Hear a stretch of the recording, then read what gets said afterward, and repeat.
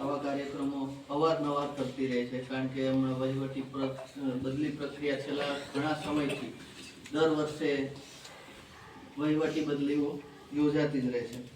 ગત વર્ષે પણ સાહેબના બદલી કાર્યક્રમમાં અહીં આવવાનું થયું હતું. બેનનો સ્વભાવની વાત કરીએ તો બેન સાથે અમારે તો તાલીમમાં જ મોટા ભાગે પરિચય થતો હોય છે, પણ આજે જે બાળકોની આંખોમાં આંસુ જોયા, બેનની આંખોમાં આંસુ જોયા, સ્ટાફનો જે ભાવ અનુભવ્યો, એ પ્રમાણે કાવ્ય પંક્તિ યાદ આવે છે. કવિનું નામ યાદ નથી, પણ બેન તમારી પાસે એટલી એક આશા છોડી જાય છે સ્ટાફ પ્રત્યે, બાળકો પાસે, કે કાલે હું નહીં હોઉં અને જો સૂરજ ઉગે તો કહેજો, કાલે હું નહીં હોઉં અને જો સૂરજ ઉગે તો કહેજો કે મારી અર્ધ પીળાયેલી આંખમાં એક આંસુ સૂકવવું હજુ બાકી છે.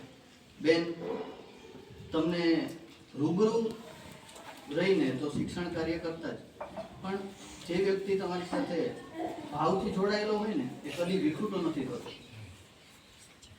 ઉદાહરણ તરીકે આ રાજેશભાઈ પુરોહિતની જ વાત કરું તો એ હજુ પણ કાલિમડા શાળાથી તમે લઈ ગયા છો, પણ અહીં આવ્યા પછી અમને બિલકુલ લાગતું જ નથી કે રાજેશભાઈ અમારાથી અલગ થયા. તો બેન પણ આવી રીતના આપણે આપની સાથે હૃદયના ભાવથી જોડાઈ રહેશે એવી અરજ સાથે વિનંતી.